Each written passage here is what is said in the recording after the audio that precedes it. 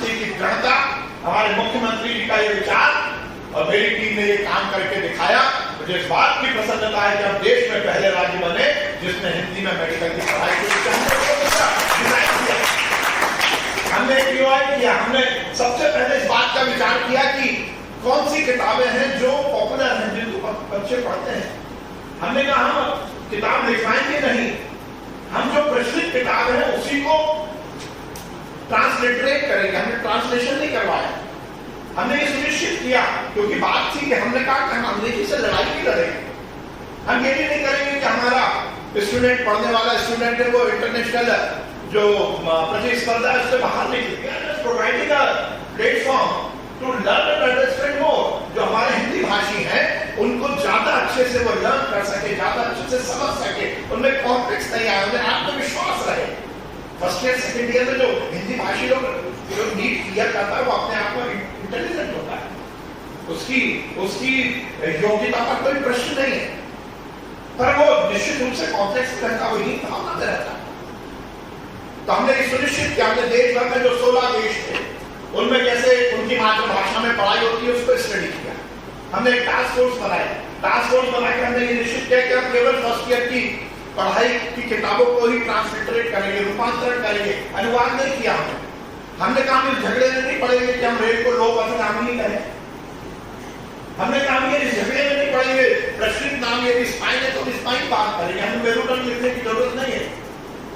क्योंकि यदि हम इस झगड़े में पड़ जाते हैं और इस लड़ाई को हम आगे बढ़ाते तो फिर हमें लिखना पड़ता किडनी में स्टोन है, तो हमें बोलना पड़ता कि गुर्दे में पाषाण है। इसकी जरूरत नहीं थी।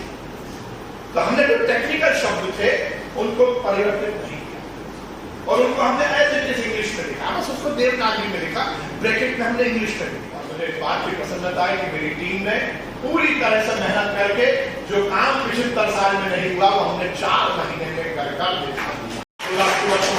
शाह जी जो राजभाषा समिति के अध्यक्ष हैं, उनके मुख्य आतिथ्य में माननीय हमारे मुख्यमंत्री शिवराज सिंह चौहान जी के कर कमलों से हमने वो तीनों किताबें लॉन्च की और अब हम नया जो बैच आ रहा है उसकी पढ़ाई शुरू करेंगे। उससे पहले भी हमने ये इंस्ट्रक्शन दिए थे कि हमारी जो लेक्चर है उसमें तो हिंदी में पढ़ाई शुरू हो ही जाए। और केवल यही नहीं, जो मैंने कहा कि विचार, चरित्र निर्माण, डॉक्टर क्यों है, केवल इसलिए नहीं है कि वो सुबह से शाम तक प्रैक्टिस करे और पैसा कमाए, अपना परिवार पाले, बड़ी बड़ी गाड़ी ले ले, अच्छा बंगला बना ले, बच्चे हो जाए, परिवार सुधर जाए, क्या केवल इसलिए है? हमारा कुछ ना कुछ दायित्व है। केवल डॉक्टर से ही समाज में रहने वाले हर व्यक्ति का कुछ ना कुछ दायित्व है, समाज के प्रति कुछ देना होगा। किसी ने कहा जिंदगी आग पे चलने की कहानी है, जिंदगी आग पे चलने की कहानी है, जिंदगी मौत की भूली हुई निशानी है। अपने मतलब को तो सब जीते हैं, सब मरते हैं, खुद को औरों पे मिटाते वो जिंदगी केवल अपने लिए नहीं, केवल अपने परिवार के लिए नहीं, बल्कि समाज के लिए, राष्ट्र के लिए मुझे कुछ देना होगा और उसमें जरूरी है। क्योंकि एक बार मैं कहीं पर युवाओं के बीच में, युवा मोर्चे में मैंने काम किया, युवाओं के बीच में मैंने बहुत लंबा काम किया। आमतौर पर भाषण में बोला जाता है कि आजादी के पहले इस देश के लिए नारा लगता था कि इस देश के लिए मरना होगा, आजादी के बाद नारा लगा है कि इस देश के लिए जीना होगा। जब मैंने ये बात की तो एक युवा खड़ा हो गया, उसने कहा जीना तो चाहते, बताइए जिए कैसे, कुछ बताइए तो। उसने कहा, उनमें से एक ने खड़े होकर बहुत अच्छी बात बोली। उसने कहा कि साहब हम भी विवेकानंद बनने को तैयार है, पर हमें रामकृष्ण परमहंस की जरूरत है। कहीं ना कहीं हमें दिशा देना होगा, कहीं ना कहीं बताना होगा कि देश के लिए क्या करना है। तो देश के लिए यही करना है, छोटी छोटी सी बातें, लाइट ज्यादा जल रही, लाइट बचा लो, पानी फिर रहा है, पानी बचा लो, दरिद्र की सेवा कर लो, पीड़ित है उसकी सेवा कर लो, केवल अपने लिए नहीं, केवल अपने परिवार के लिए, समाज के लिए, राष्ट्र के लिए, जीने के लिए कुछ काम कर लो। मुख्य मुद्दा यही है कि क्या हम समाज को कुछ दिशा दिखा पाएंगे, क्या युवा को दिशा दिखा पाएंगे कि हम राज्य सरकार में भी जो फर्स्ट ईयर का फाउंडेशन कोर्स है उसमें हमारा कोई एक कैरिकुलम हम जोड़ सकते हैं।